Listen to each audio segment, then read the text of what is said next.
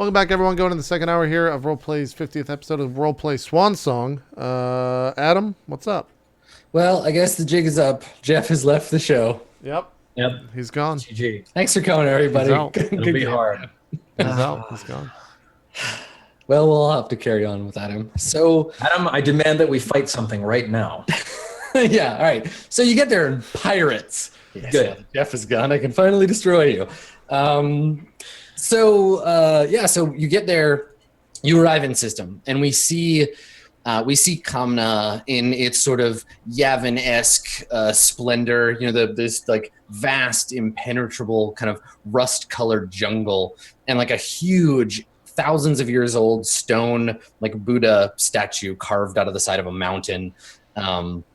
And we pan up to space, and entering Kamnan orbit, we see the Swan Song, and on board, Eric, you are receiving. Actually, I guess you're getting those like "Welcome to the system" like messages. I think that Eric, you get a bunch of like Hovaden government bulletins updating you on the like debates and changes made to local Sharia law, regulations, that kind of stuff for the system. Particularly, there's a broadcast about if you're entering Hovaden space for the Hajj, please, we ask you to be patient with your fellow travelers, that this is a very busy time and sacred and special to all of us. And so, increased security is to be expected. And there's also a message in there about a hadith. A hadith is it's like a ruling kind of on Islamic law. Basically, it's an interpretation of the words, actions, or habits of the Prophet Muhammad. Mm-hmm. And this particular hadith is about, if you read between the lines, it's about these psi crystals. It's sort of stamped by the Mubarizun. You recognize their fingerprints all over it. And it's like, there have been increased reports of unusual substances in some of the other worlds. If you encounter something like this, please contact a member of the Mubarizun or your local embassy. Basically, it's just saying, like, according to the disciples of, or according to the principles of Muhammad's teachings, it quotes the Quran in a bunch of places, but basically just says, like, if you see a weird thing, tell us about it. And the Mubarizun use these in lots of ways to gently nudge the populace of the caliphate in certain directions.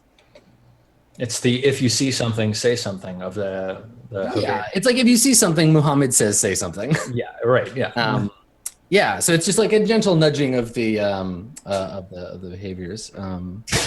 So you also have a message from Rashid, and Rashid gets back to you, and he says. He's like, well, so it's very busy, and research has been intense, and with the Hajj beginning so soon, I'm sure that we're all going to be, working, double time. So if you find yourself back home in Caliphate space at any time, like, feel free to look me up. But like, he's kind of politely using the fact that you're not around as an excuse. He expects you not to get this message for a week, and it's like, so And then you arrive, and it's like, would you like to contact this user live? Like because your UI of your system brings up a prompt when you're in the same system. Yeah, totally. I think I'm like, absolutely yes, and like I don't even register, right? I'm just like, oh, the next time I'm in system, I should look him up. Okay, here I am. Yeah. Okay. So Higgs, you receive like similar like ship-wide kind of instructions from local planetary government. There's a lot of traffic. Like, this is a very populous part of space, especially now because there's all this extra ship traffic. Uh-huh. So for you, it's actually going to be easier to keep the ship from getting noticed because of all the extra Hajj traffic that's just beginning. Great. Yeah. So it doesn't like it. There's probably like a notice that is like, normally these are the procedures for entering our space and how you have to register and stuff. And it's like, well, because of a higher volume, we've reduced the requirements on registration and all this stuff. So you actually have a lot more kind of time and space to manage around that. Okay. So are you doing anything? And I guess this is a question for Alfarius too. Based on what know about Eric's plan, are you doing anything to like stay particularly under the radar, or what? On the planet itself? Just now that you're in Hoveden space, right? Like Hoveda is a pretty, like you would know as someone who runs cons and has lots of contacts in the criminal underworld, this is a hard place to do a job. There are a lot of people here, but they're highly policed. Right.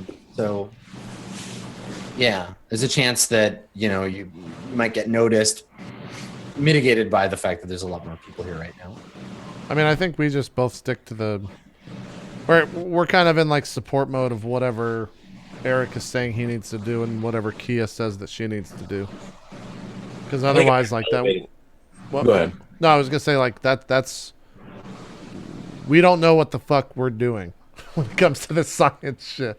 Yeah. Like Eric talks and we're just kind of like, all right, man, whatever is cool. Blaze. Yeah. And so we're just there like helping him. So if that means if he needs to go anywhere, then we do our best to like make sure that Geoff is supporting and security, and I'm making sure that no one notices us. Yeah, I think the attitude is just like Higgins, where JP just said, is we don't really know what's happening, but this is like our best lead. So we're in like close to the finish line, deathly serious security mode. Like, yeah. Alfarius is not laughing. He's not making any jokes. He had a little bit more personality lately, but now he's just dead quiet, lockjawed, and has his rifle. Yeah, just like on. Yeah, and like if it comes down to a fight between you and the Mubari Zun, like they are all trained like commandos, psychic commandos. So you're gonna have to work extra overtime to keep all these people alive, if that's what it comes to. Yep. So, okay. So looking forward to helping all them keep alive and safe. All right. So Eric, do you make that call to Rashid alone, or? Yeah, totally. I mean, You just like, yeah. Okay. And so I think it rings a couple of times on his end. It like, rings. It like goes to connect, and then a little girl answers the like vid phone. She's maybe like 10 or 11. She's got her hair up in like pigtails, and you can hear noise in the background, like someone speaking Arabic, probably saying her name and like telling her not to answer the phone or like to get away from there or something. Right, yeah. Like an older woman's voice, and she just like pokes the button and she's like, "Hello," and she's saying all this is in Arabic. Okay, yeah. I think since we're talking in Arabic, Eric's like, "Oh, hello. It's nice to see you today. I hope that you're well. My name is Eric Fetheim, and I'm calling on behalf of the Swan Song. I'm searching for Dr. Ephraim Rashid. Is he home? Or is he available?" Yeah, she like kind of screws up her brow and looks into the little holocam, and she says, "Dr. Rashid is my dad. Who are you? Eric is a funny name." Eric is a funny name. I come from Sigrid. It's very far away. I needed to speak with your father. It's very important. And she nods. She's like, "I'll get him." And she doesn't go anywhere so much as like turn around and shout, like over here from the edge of my camera. I've got like a little dinosaur head that comes poking out, and then I say, "I really need to speak with Dr. Rashid too." Yeah, she kind of turns and kind of gives you side eye and like looks, and then she shouts in Arabic. She's like, "Father, some white man I don't know and a dinosaur wish to speak with you." And then there's a shout from the other room. It's like, "What?" And she repeats it, and he's like, he doesn't say anything. And then the older woman is like, "Get away from there." And you see this woman like come over and like scoop her up, and she like protests and kind of gets carried out of range of the holo projector.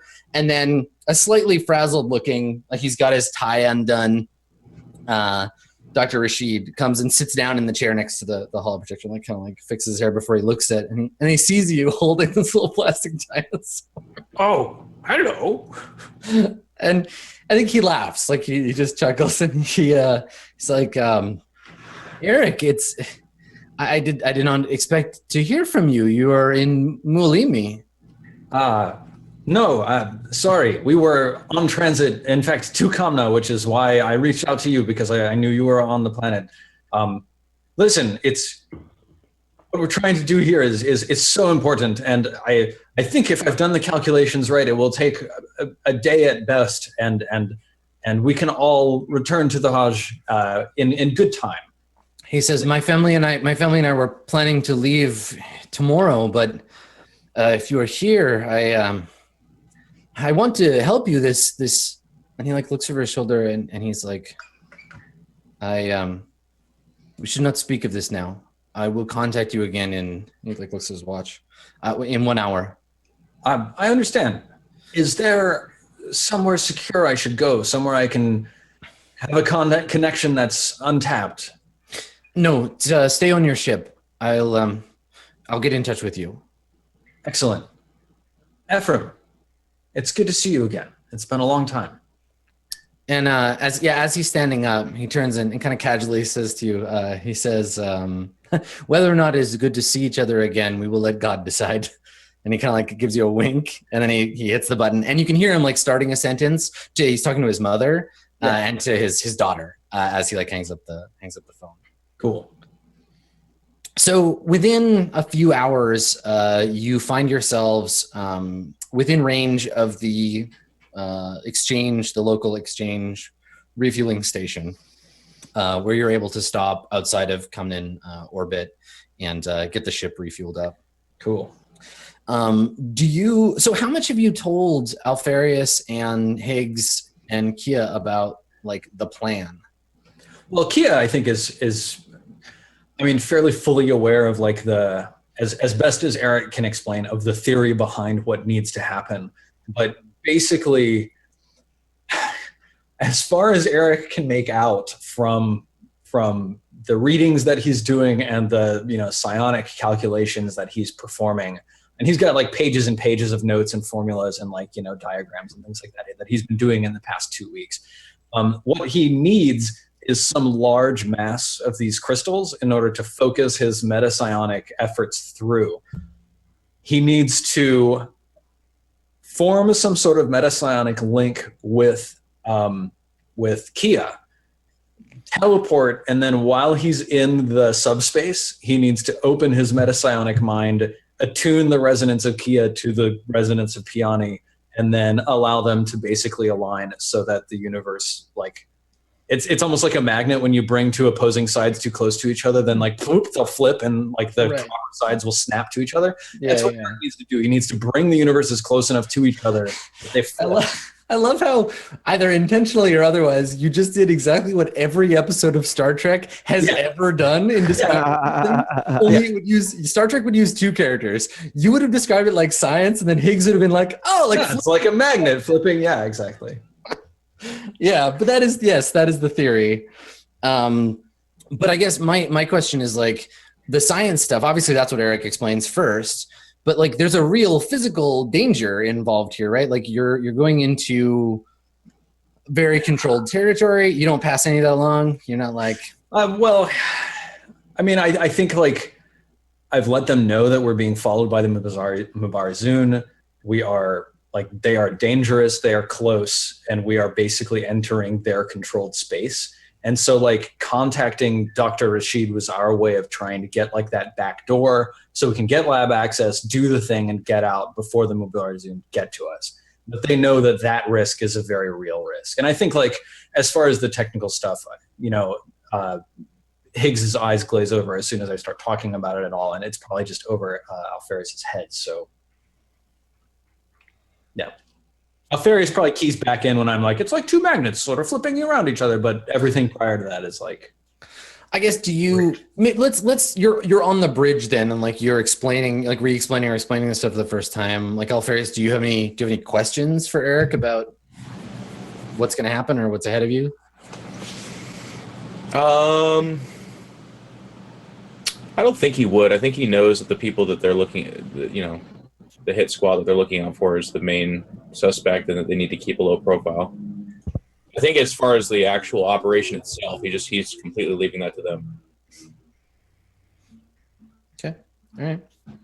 So there is this sort of tense unknowing, this feeling on board of like, not knowing what's going on. Now, Kia, for you, the last like 12 days or so have been, I guess, like some of it's like 12 consecutive days where you haven't had any bad dreams. Like you've slept like physically maybe a little uncomfortably at first, but once you acclimatize to sleeping on the ship, like no nightmares at all, like just a deep, dark, no dreams kind of sleep. And you wake up feeling like refreshed and with a sense of, I don't know, how do you feel with that happening, right? Like, you know, you've been plagued with nightmares for the better part of a year. Yeah, I guess like I start to question like, well, maybe it's because I've been keeping this journal, or maybe it's because I'm actually in contact with these folks and like there is nothing. But then there's also like why am I not? Is something wrong with me? So there's probably a lot of sort of confusion, but ultimately I feel like that my belief that Eric is the key to this is still strong. So I'm kind of like going with that. So is regular like study of scripture a thing that kind of like centers Kia? Is that something you do? Are you one of those kinds of people, or do you normally? But I think more than anything, it's like looking for answers of what's happening now in the scripture. Yeah. Okay. I think you come back to it's actually a secular source. There's an interview that the New Prophet did on the Galactic News Network. It was an audio only, one of the earliest recordings of the Prophet's voice. He's still kind of got his Hovedan accent, like you can hear a little bit of the like Arabic in his accent, and he's telling the interviewer about a revelation he had while he was in drive space on his first visit to Strophios, and he's talking about how, you know, sometimes people have these visions if they stare out the window too long when they're in drive space, and that, you know, old hat kind of space pirates, you know, often will tell these stories about what they saw outside the ship. And he talks about how he was on the bridge of this really scrappy space liner, and he was standing with the captain, and there was a kind of lull in the conversation. He looked out the window into the kind of glorious color of God's highway, and he felt a sense of closeness with the divine in this space. That somehow it was man's destiny to travel between the stars, and that he always found that it was comforting to move from place to place. He felt that it was part of his mission and mission in the Christian sense of like spreading the gospel. It was part of his mission to travel these sacred star lanes. And I think that maybe the intonation in his voice, you've studied obviously the transmissions of the prophet, you know, a good part of your life. That story kind of keeps coming back to you while you're on the ship. And maybe it contrasts with the idea you're kind of riding the devil's horse through the Holy Land. Right.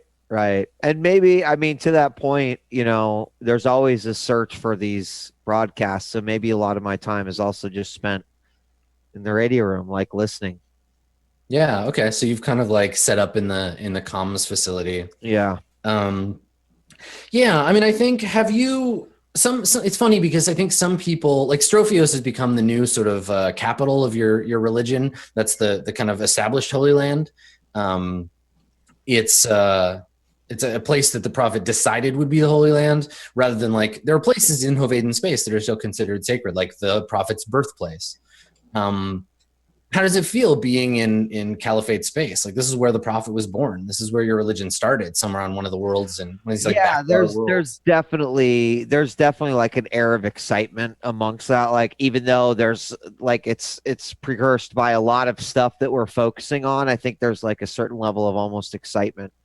If anything, maybe it lifts spirits a bit. Cool. Yeah, it's interesting because I think that Hovedan space, it's not a site of inherent holiness, but it's a bit like the church that Martin Luther nailed the proclamation to, right? It's a place where something important started for your right. Okay, cool. So yeah, so there is this sort of sense, I think, on board of tension, and you get a message, as it just comes straight back to the ship from an encrypted source. I think, Higgs, you notice it first. There's like an incoming transmission request. You can't tell where it's from. I'm just asking to connect with the comm system. Okay. Higgs, are we like on the deck or something? Yeah, I figure you're all kind of like, I think this is one of those times where people are trying to find something to do, something to keep busy, right? So you're probably on the bridge. That seems to be where you gravitate. Okay. Yeah, I guess I look down at the message, and since I can't understand it, I'm just like, hey, Piani, can you... And I just like slump a little bit. Yeah. Like, well, I guess I'm just gonna... All right. And then I just open whatever it is instead of having her like run diagnostics on it. Sure. Yeah. It connects. There's your system connecting with their system. There's some quick rerouting of the software, and and then a man's voice comes on over the speaker just on the bridge, like your personal comms. He says some stuff in, maybe you recognize it as Arabic, but a language you don't understand. Does anyone understand? Eric, do you understand what's that being? So yeah, Eric's not there, but you can certainly call You him. can like patch through to me, yeah. Or Pa, can you just translate this? Can you make sense of this? Yes, I think this is the person that Eric was speaking with earlier, the doctor. Oh, okay. I just mute him and say, Eric, real loud. Yes, Mr. Higgins. Yeah, the man. There's a man on the phone. I think he wants to talk to you. That's what Pa okay. said. I don't understand this language. I'm sorry. Thank you very much. And then Yep. I turn on my comms and I say, wassalamu alaikum. Mm-hmm. Yeah, it's Rashid, and you can hear the obvious sound of encryption protocol running on the like speech, whatever he's saying. The high and low ends It's are a kind of little bit vocoded. yeah, Right. buzzing out a little bit, but it's definitely him. Cool. And he says, Eric, I don't have long. Thank you for calling me again. I appreciate your time. There are things happening here on Kamna, dangerous things. Things that I do not think are in the best interest of the Caliphate. It's not my position to say anything, and if I were to, the Mabarizun would hear. They cannot hear us now, but that's why we need to keep this quick. I understand. There's a site we've been studying recently. It's designated as QA-138. We call it the anomaly. It's in a cave structure below the surface. We originally thought that it was a burial site, but it looks like below that, well, you'll have to see it for yourself. Yes. I'm sorry. Is this at all related to my request? I think that it might be. Some of the men, the first we sent in to excavate, they returned not well. They were having visions at first, and in some, and you can hear him, he pauses for a second as if the thing he's about to say doesn't make any kind of sense to him. Like he knows, he's pausing because he's like, I'm about to say something that maybe he's never vocalized before. He's like, by all accounts, we have late adulthood onset metadimensional extroversion syndrome. It shouldn't be possible, but this place is making psychics, Eric. That's amazing. Wow, God, I can't imagine what that information would do. But I can already see possible uses of such a site in our current predicament. I looked into some of what you said about the crystals and about teleportation, and there are very strict protocols on this planet for not using psychic powers. Now, unfortunately, if we are creating untrained psychics, it's only a matter of time before some horrible emergency occurs. You're a smart man, Eric. Unorthodox, but intelligent. I am inclined to believe you, though what you told me in your message seems to be madness. Caliphate and I never really got along too well. It seems you have that problem wherever you go, Mr. Fredheim. It does. Fitting in is not your strong suit. But who better to explore an unusual place than an unusual man? I think there's like a moment Eric kind of takes it in and then he kind of just nods just a little bit, He's hearing it kind of for the first time. Says, yeah. Yeah. whatever it is that you think that you need to do in this place, I can get you access. I cannot go with you. I'm going to take my family and we're going to leave for the capital, but I will give you credentials, and that should be enough for you to begin. They're going to leave behind some secular authority, automated defense systems. This is a military facility now, though it wasn't when we began. I understand. Bypassing those are your own responsibility. I can only set you in the right direction. It shouldn't be a problem. We have someone very adept at creating false identification on board. It'll be fine. And so he says to you, Eric, whatever it is that you do and whatever way that it goes, I need to tell you, if you end up destroying the entire universe, I'm going to be very cross with you. Well, I permit you to tell me yourself in that event. Good. Well, my family and I are leaving tonight. I'm going to send you the location of a spaceport. I want you to meet me there. The crowd should obfuscate us from... And you can hear him. He's about to say the Mubarizun, but he can't even bring himself to say it in case he's he's Voldemorting them, right? He's so he says the authorities instead. Yep. Mm-hmm. And so he's like, I will meet you there. And you can feel and I don't know how much Eric picks up on this, but you can feel a kind of tension. In a lot of ways, it's not even about you or what you said or about any of this, but about the fact that now he has some way to externalize something that he's obviously been struggling with for a while. Mm. It's not really easy to be a whistleblower in any part of the caliphate. Yep, totally. Yeah, I kind of nod and I say, we'll meet you there. And I'll say, Ephraim, there's a reason I reached out to you. I know you're a good man, and I know you make the right choices. I think he laughs nervously, and he says, a good man or one easily bent to your will. You always were able to convince me to do foolish things. If only I had that power with other people. He laughs. He says, Consider it a gift from Allah. You are very special, Mr. Fredheim. And he kind of laughs and he says, I'm sorry we cannot meet on better circumstances. I have a family to think about now. You could tell me about your adventures. Perhaps if we all survive whatever is to come. Yes, I'd like that. Maybe I'll meet you on the Hajj. And if not, well, there's always heaven. Yes.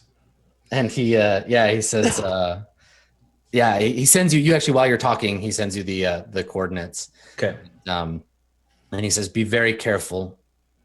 Mubarizun are on the lookout for anything unusual. This is a dangerous time to be in Caliphate space. I will see you soon, God willing. Yeah. I give him the benedictions. We say our goodbyes. Okay. All right. So you have coordinates and a time. Okay.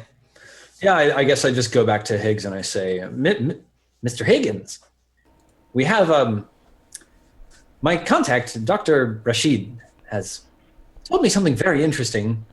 Apparently, they've recently unearthed some ancient site here on the planet, and he thinks that it may be of material value in performing the operation that we're looking to perform. We should meet him at these coordinates. There's a landing pad. There's a crowd that will help disguise us, but he says that there are automated defenses. It's a military site that we would be breaking into. I sure wish Piani were here. Well, we can bring some of the robots with us. That's true. We do have a little more firepower on our side now. What time are we supposed to be there? I give the time. You've got a specific window. He's like, I've got 15 minutes before I get on my flight. Meet me here. We'll do the handoff, and then that'll be it. Yeah. All right. Alfarius, that work for you? We good to go? Any last minute things we need? I'm ready.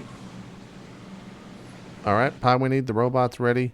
Let's go ahead and get them civilian clothed again. And just for you, Adam, he has the pistol in his chest, and then he's got the rifle under the cloak again. Okay. right, so you're all geared up. Maybe a bandolier of grenades, by the way. I guess I can't put it in my chest, but I could have it like on my belt or something like that. I have 18 more grenades, so yeah, totally. Eric's kind of fully prepared. You know. 18 grenades is a lot. I don't have 18. Let's grenades. call it 3. I have 3 grenades. Yeah, you can keep them like on a belt. Plus 15, obviously. I have. You know what? Fuck it. It is. It's 18, Adam. All right? Everywhere. My shoulder pads, my knee pads. Under every conceivable surface. Just 4 in the old jock strap. I actually just blow up because I trip and fall down the ramp. And then Yeah, no, they just, one of the ones on your sleeve gets caught on a railing and then you blow up. It's horrible. I've got 10 psychic crystals that I took from that room. I bring those too.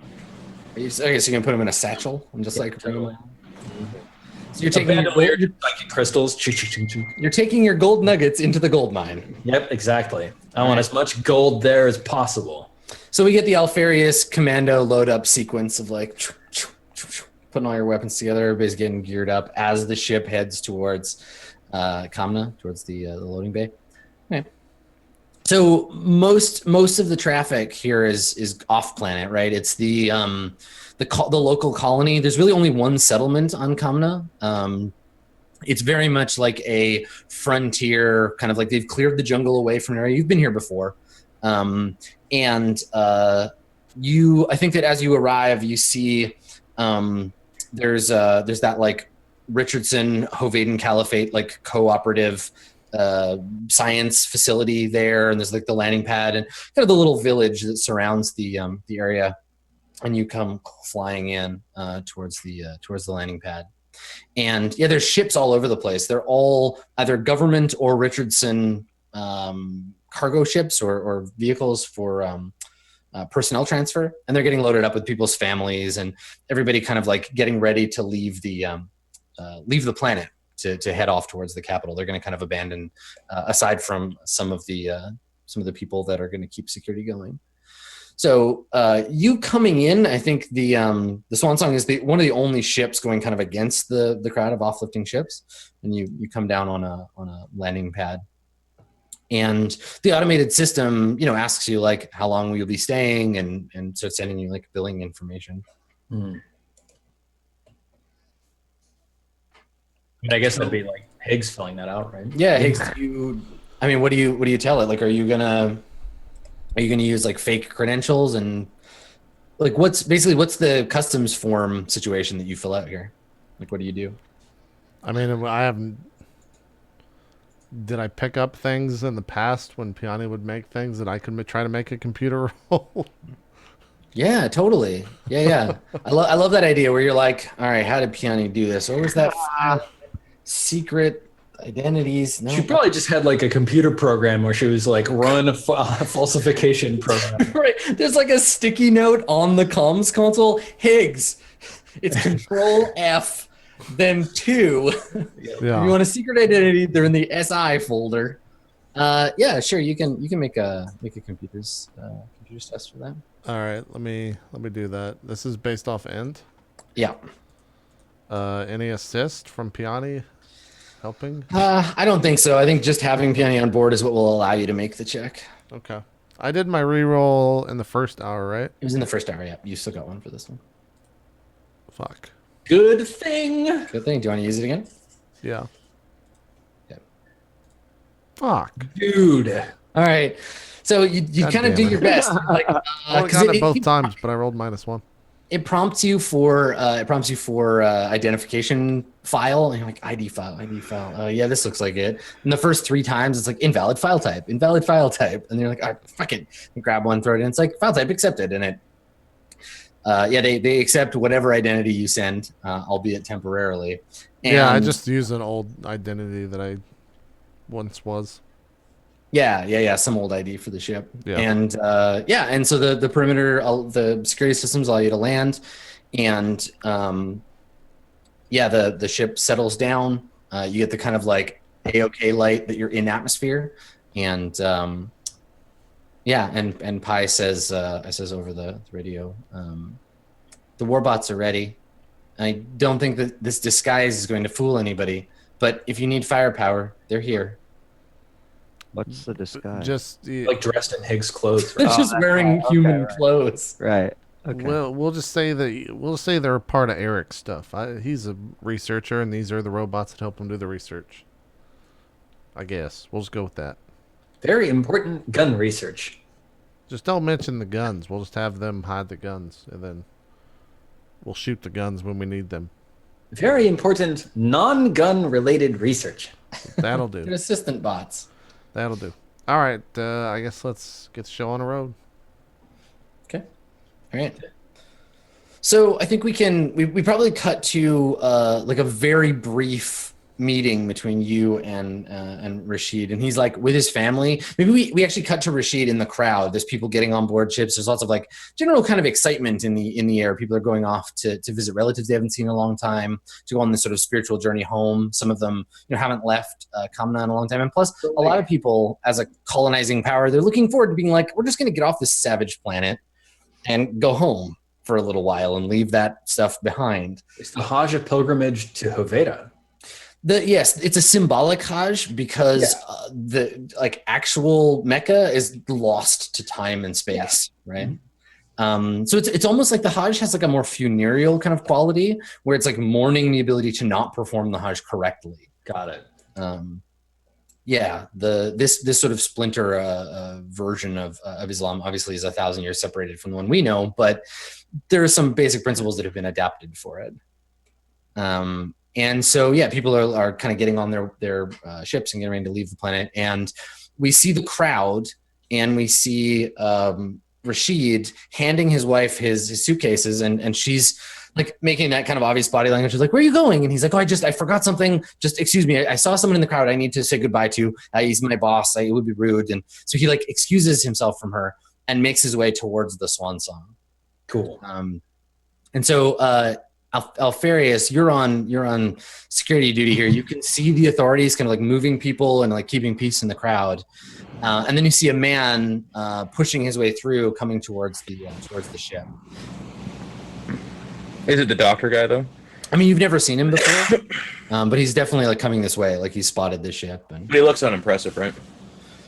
oh yeah, he looks like a slightly beleaguered, relatively like young scientist guy. Like he looks kind of nerdy. Right. I shoot him in the head. Probably toss a grenade too. Perfect. Okay, I definitely. And everyone around him in like a 5-meter radius, they all die instantly. And then okay. No, I just like I'm normally scanning around. I just kind of see him, stop, look at him, and then I just kind of calm, like a man approaching, looks to be perhaps a scientist. Does anyone identify him or know him? Eric, is that your guy? Oh yes. Hello. Hi. You like wave to him. Yeah. He I like to pushes take his my way hand through off my gun a little bit as he says pushes that. his way through the crowd, and he comes up. And I start looking around again, by the way. Yeah. Okay. And so you want to keep an eye. Can you make a perception check for me, Alfarius? Okay, I can do that. Please. Is it a D20 or is it a 2D6? It's 2d6. Yeah, 2d6 plus. You have a 0 in it. So. How's a 10 do you? Brett? Nice. Okay. Yeah, you've got a really solid idea of where all the potential threats are. You can see the like plainclothes, like obvious police around doing traffic control right now. But nobody seems to notice the ship aside from it originally like landing. It's fallen into the background of everybody's attention. Things seem pretty safe. So Eric, Ephraim, pushes through the last of the crowd and gets to the bottom of the metal ramp that it leads down from the Swan Song, and he sees you, and you can see this kind of look like you haven't seen each other in like a decade, right? Yeah. What's your reaction like? Do you smile? Are you like is this like a firm handshake situation? Like how well did you know Ephraim? I think in the 10 years since he's seen me, I've put on a lot of muscle from being organic. So like I used to just be like a dorky researcher guy, like really kind of skinny, maybe like a little skinny fat, and now I'm like jacked. Not because I can't always lift shit with my mind. So like I've been moving heavy metal objects around for 10 years or whatever. Yeah. And so like I kind of know that like when people see me from 10 years ago, that's their first reaction is like, Whoa, Eric, you got big. Yeah, you're all swole now. Yeah. It's because I think that the two of you like have had conversations about how you didn't feel comfortable at home and how like physical strength was like a big thing. And so I think the first thing he says to you is like, he's like, "By God, Eric, you look like a proper Viking." He like laughs. Yeah, I kind of like grin a little bit and hang my head a bit, and I say, "Well, yeah, I guess it's what's on the inside that counts." Are we talking in English? Yeah. He's like, he's speaking English for the sake of like the crew around. Yeah. I say, And, and he says, he says, have you been home recently? I heard there was some difficulty there. yes, I'm very concerned about that. I was going to suggest taking a visit. I received a letter from my mother, but unfortunately, some routing stations are problematic with the exchange network, and I wasn't able to get response to her. I'm a bit concerned. I'm hoping we can make a stop there after this. And he nods sort of solemnly, and he says, well, do not fear, Eric. Allah gives us only what we can handle, and you have more pressing matters in mind, I think. And he as he says that, like, he goes to like shake your hand, but he doesn't like he takes both hands, and you can feel him like press like an ID card or something into your palm. Nice. Okay. I shake his hand, and I glance at the ID card and then just tuck it in my pocket. I guess it's like an access. Yeah, and he says to you, he says, well, I don't think you'll fool anyone if they think you're trying to pretend to be me. You have a good, and he like looks at you, he's like, I'm going to say 4 feet on me now, but if you're trying to fool a computer, and as he's talking, he kind of trails off and he looks over at you, Kia. Yeah, and that's when and I then say, he switches to Arabic and he looks at you, Eric, and he says, is this the one? Yes, this is she. This is Kia. So Kia, you notice that he looks at you and then stops speaking English right away. Yeah. And then he says, yes, she looks, acts, even genetic markers such as fingerprints are exactly identical to our former crew member. It's remarkable. I've never heard of anything like it. And he shakes his head and he says, this is truly fantastic. I can't believe it. And I would love to go with you if it weren't for my daughter and my family. And I understand. I have other priorities now, but and he kind of smiles at you and he says, I'd like to imagine, and I've thought in the time since we last spoke, I thought that there is some other world, some version of myself out there that left when you did, that went on those adventures as you did. And that perhaps and he like gestures to the Swan Song, he's like, perhaps I am in a ship like this as well. I kind of laugh and I say, Ephraim, if Kia is anything to go by, then your alternate universe version is actually a much less interesting man. Harsh burns in Arabic. He chuckles and he says, now, Eric, let us not judge our fellows. Leave that to God. I'm sure that she has qualities that you have not yet seen. And so they're talking, Kia, and he looks at you again, and then they laugh. Yeah. I mean, like, so infuriating. This is obviously talking about you in another way. Yeah, and it's. I mean, it's very frustrating, but also I feel like really out of place. Like I don't really have a place to. Well, and also these are the people who, like, this would be like being. Gosh, it's not like they didn't actively persecute the prophet, but they like basically kicked him out and treated him like shit and told him he was a heretic and everyone who follows him is a heretic. Like, like the caliphate has treated your religion and the people who follow it like garbage. Right. As long as it's existed. And for that reason, I think I'd take even more like just a backseat. Yeah, just kind of scowl at him. Yeah. And actually, like in contrast to you feeling out of place, you actually like see Eric looking way more comfortable and way more in his own element. Yeah. Eric seems like talking with this other guy. Like it's weird. You usually are used to see him being very awkward and very like self-conscious about like his body and his like hand positions and stuff. And now he's just kind of like relaxed. All right. So, so I think that Dr. Rashid, maybe he like, you hear someone shout in the crowd and it's either it is his wife or he mistakes it for her, looks over his shoulder and says to you, I must go, Eric. Oh, one last question. Do you have any psionic resonance recording mechanisms you'd like me to activate, maybe gather you interesting data about this. I don't want this to only benefit me. If you think there's researchable... Yeah. I think he starts to laugh when you say that, and he says, trust you, Eric, to be the only person who in the face of Armageddon would think to make a recording just in case something scientifically valuable comes through. Well, Fine. Yes, if you have a chance to visit my office, it's on the second sub-basement, you'll recognize it. Turn on the recording suite from there. Any ambient readings will be recorded and sent off-world, sent home. I'll take a look at them if I get a chance.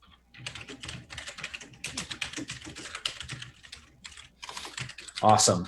Okay. Yeah, no, I nod and I shake his hand and I bid him farewell and I say I will absolutely do that. After all, if by some miracle of chance we all happen to survive this, we'll want records. This is big effort. And he turns to you, Higgs, and he switches to English, and he says, I hope that you knew what you were getting into when you brought this one on board. He's very dangerous, and what you're about to do, doubly so. You should be careful if you value your life. And you can see him smiling while he says it, but it maybe doesn't sound as jokey to you. Right. Yeah, I probably smile a little bit, and then I look at Eric and I'm like, I don't even remember how you came on board in the first place. But anyways, that's another story for another time. Thank you, sir. He says to you again in Arabic, Eric. He says, "Well, my wife and daughter are waiting. I hope to see you at home, our home, when all of this is over." Yes, I'll be in touch. And he nods and says, "God be with you," and disappears. Yeah, disappears into the crowd. So you look, I guess, and you have a you've seen lots of these before. It's like a standard issue, like kind of Hovidian government. Yeah, it's like a card, basically a key card, to be able to get you into a number of places during a time when hopefully the security will be a little lower than usual. Okay, cool. Very nice. Yeah, I kind of turn around and I say, well, I think we should get going. Okay. Yeah. So the actual facility is like kind of isolated, like it's out a ways in the jungle. Like I said, they originally thought it was like a burial site. So archaeologists hit it first before anybody else. So you need to find a way to get there. The Swan Song can't really just like land in thick jungle. Can't just like sand thrower. Yeah, you could laser out like a square of jungle, like a dot sprinter, and then like land in it. But you could get there by foot. We must have got like the coordinates marked on our maps and everything. I've got a nav computer which will help us navigate on foot through the jungle. Overland. Mm-hmm. Like, hang on. If we've got this access card, Yes. surely we can go to like the nearby research station and quote unquote liberate some land speeders that can get us out there quickly. There is almost certainly some kind of like road used by the scientists, but not very often because they live on site. Yeah. So it would more likely be like something locally run. So there's all these people leaving, but the original, I think that the original like inhabitants of this place are like Thai or like Southeast Asian, like Buddhist colonists basically. And they're like, see, bye everybody, but this is our home planet. There's still a bunch of them here. They probably are the ones that operate a lot of the like transit on planet. So you could probably hire someone to like lead you out there. Nice. I feel like we don't want to hire anyone. Yeah, I don't think we should hire anyone. I feel like this is kind of a stealth mission. Yeah. So you're just going to head out into the jungle? Yeah. Liberating some jet skis, yeah. There's no real like it's jungle, right? Like maybe it's like actually, you know what they get those hover speeders from Star Wars. They get access. I know what a fucking land speeder is, Steven. They get access to it. They get access to it by way of like a riverboat. It's totally Okay. upriver. Cool. And so you can like hire Pontoon. or obtain, yeah, like a pontoon boat or something. And we can get all Heart of Darkness about this shit. Sweet. So maybe that's the last thing we see before the break, right? Is like, Eric, you're like organizing, or someone, or Higgs, something is like organizing like an exchange for a boat to take you Yeah. upriver to the former temple. Yeah, totally. Great. Okay, cool. So you're all like loading up into the boat, and we We got like a couple crates of psi crystals that we're stacking in the back of the boat stuff. yeah. Yeah. Cool. And the boat is one of those, like, it's like a flat bottom, kind of like, you're not meant to stay on it a long time, but it's got like a cargo area, and there's like a gun. There's literally like a laser like turret mounted on the top. And it's so you like start piling in, and then we fade Does out. it look like the boat from Anaconda? If Yes. that's what you want, yes. But more That's sci-fi. exactly the Like the windows are holograms instead That's a of reference, right? I have no idea why that just popped in my head, but that's what I thought of. Yeah, it's like a You said riverboat, and I was like Anaconda. That's Cambodian riverboat. Yeah, see, I would have gone with J-Lo. Apocalypse Now, but Anaconda works too. I've never seen Apocalypse Now, so there you go. But it's so good. I've never seen It's Citizen so Kane. good. If we're gonna go up that route, anyways, Wow, Citizen Kane is whatever. But let's take our second break. We'll come back and go into the third hour here of the 50th episode of Swan Song. Don't go nowhere. We'll be right back after this quick break.